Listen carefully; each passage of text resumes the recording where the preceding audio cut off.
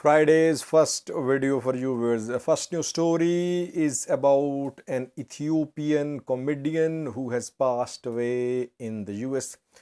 Second news story is from Motta town of Gojam. Yesterday, clashes started there between locals and Fano fighters and security forces. Locals, Fano fighters on one side and security forces on the other side.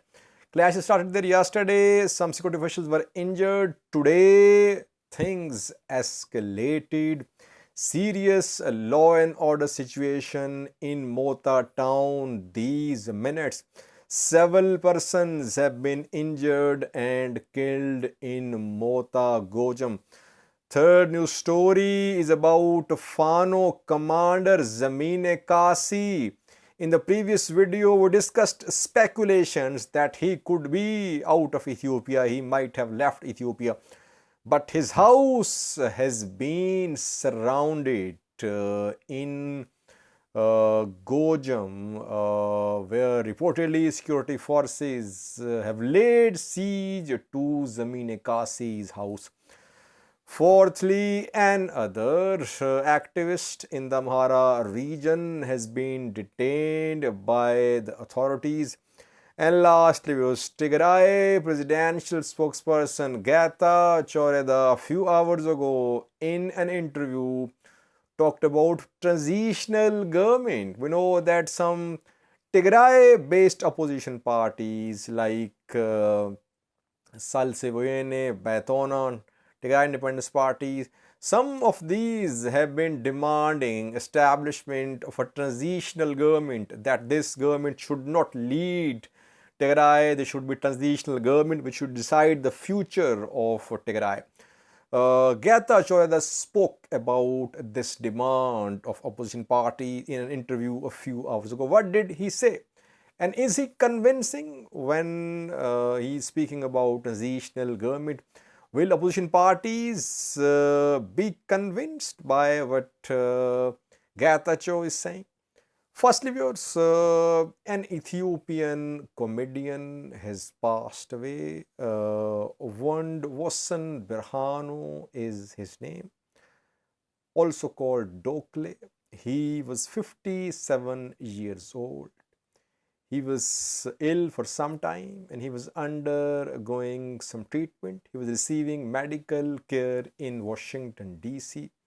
There he has reportedly passed away. 57-year-old Dokle was father of 5 children, married, and he'll be buried in Ethiopia. Reportedly, his dead body is being shifted to Ethiopia. For the last 2 decades, he have been working in the field of entertainment. One of the well-known and most well-respected comedians in Ethiopia. Wondwossen will be laid to rest in Ethiopia in coming days. Condolences to his family from Wondwossen News. A second news story is about a town in the Amhara region where serious law and order situation is developing. Government forces are not stepping back. They want to arrest Fano commanders. They want to take control of Fano headquarters in this town. Name of the town is Motta. In yesterday's 2 videos, I reported about ongoing confrontation between Fano fighters supported by locals and government forces. And government forces include Ethiopian National Defense Force and some regional forces as well. In yesterday's clashes, at least one security official was seriously injured. Security forces retreated and one Fano member who was in the custody of security forces, he was released after locals attacked security forces.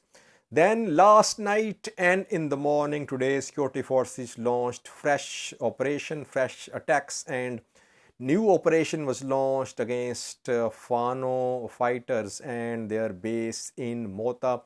And since then, clashes have been underway. Some say More than a dozen persons have been injured or killed in Motta town. People are out in the streets and some are being displaced towards the neighboring towns. A serious escalation.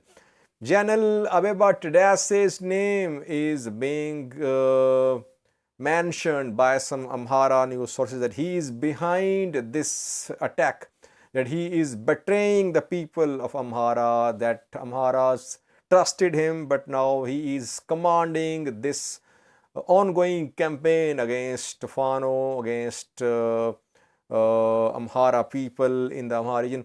Though Amhara activists are claiming that the operation in Motta is being conducted by non-Amhara Oromo soldiers of Ethiopian National Defense Force.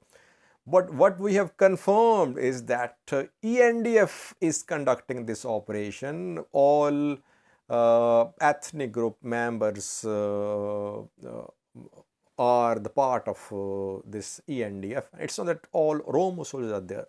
It's just a way of creating unity in the Amhara region. Otherwise, operation is being conducted by Ethiopian National Defense Force. Amhara Regional Force is also part of this operation, viewers. Amhara Regional Government is behind this operation. People say, one clarification, people say, Sajid, do you oppose disarming of Fano? I don't oppose or support disarming of Fano. I just report. I am reporting what is happening there. I'm not saying that it should happen or it shouldn't happen. I am just reporting. So, situation in Motta is alarming these minutes. Casualties are being reported. Several are, especially on Fano local side. Yesterday, forces suffered some losses. They retreated, then they regrouped, and now they're using excessive force against locals who are supporting Fano in Motta town. Third news story is also linked, viewers. It's about Fano commanders. Main two Fano commanders are from Gojam, viewers, Zemene Kassie and Masrisha. In a previous video, a few hours ago, we discussed speculations that these Fano commanders might have left Ethiopia because before today, we did not see any operation against Fano commanders, but it seems that now this operation has started. Are Fano commanders, especially Masrisha and Zemene Kassie, Masafin, are they in Amhara region? It's not clear.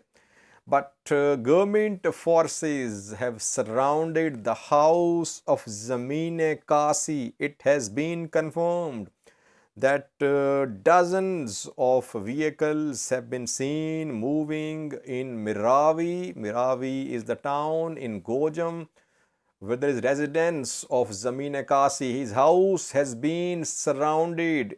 Government forces have laid siege to Zemene Kassie's house, and reportedly his security guards have surrendered. 4 security guards of Zemene Kassie have surrendered. Is Zemene Kassie inside the house? We don't know. But reportedly resistance is being seen there, and messages are being shared to Fano fighters of nearby areas that they should now move towards Meravi, where Zemene Kassie's house is under siege. So serious escalation in Meravi as well, apart from Motta. Zemene Kassie 3 days ago in an interview had said that he would continue his struggle until people of the Amhara region are safe and secure. And once this struggle is over, he would like to work as a journalist or as a teacher. But so far, this struggle is ongoing. Now it seems that government has decided to arrest Zemene Kassie. I said yesterday that if Tafira Mamu can be arrested, why not Zemene Kassie and Masrisha? It means that they could be arrested too. So you see that's happening. But still we're not sure about Zemene Kassie and Masrisha, where they are, we don't know. But if police, if security forces have surrounded his house, it means that he might be in his house. but that remains to be seen. So in two towns of Gojam, Motta and in Meravi, there is serious law and order situation these minutes. A third news story is about another Ethiopian activist who has been arrested. Her name is Tina Belay. You can see her picture on your screen. Tina Belay was a well-known activist when Tigray Defense Force was in Amhara region last year. She was one of those activists who worked for the people of the Amhara region. Now she has been arrested. Where was she arrested? She was arrested in Bahidar. Now, this campaign, though it is being blamed on federal government, on PM Abiy, but obviously regional government is part of this campaign. Yilkal Kefale, Dabake Mekonnen, Amhara PP is part of this campaign against Amhara activists, Amhara Fano leaders.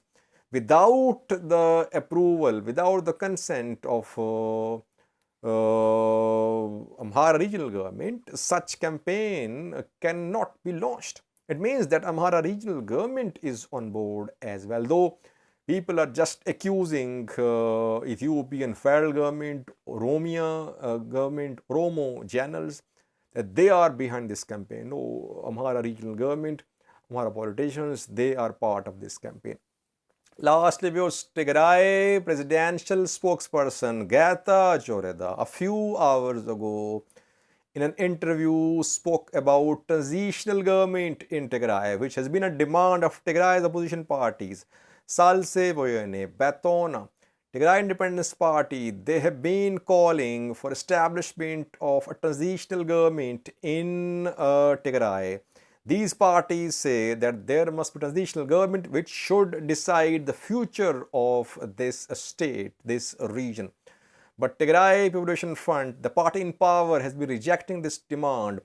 What did Getachew say in his interview about transitional government? He said, who will be in our place if transitional government is being demanded? So he rejected the idea of transitional government. He said Tigray regional government was in talks with opposition parties. Opposition parties were being kept abreast of the developments in Tigray. There was no need of any transitional government. Now, it's not that someone from outside will take over the government as transitional government. When these parties demand transitional government, it means that all parties should sit and they should decide some names who should lead Tigray for a period of a few months. Then a referendum can be held and all parties can sit and decide about the future of Tigray. They're not saying that someone should come from outside Tigray. Tigray parties can sit and they can finalize the member of the transitional government, but TPLF is in power. It does not want to abandon its power. It wants to remain in power. It's saying that no transitional government and it will just keep on talking to opposition parties, but no transitional government. So far, opposition parties are trying to challenge TPLF, but they are very small parties. TDF is with TPLF. TDF channels are with TPLF. So it's difficult for Batona, Salse or TIP to launch any movement against TPLF. That is why TPLF does not want to install a transitional government in Tigray. Thanks for watching.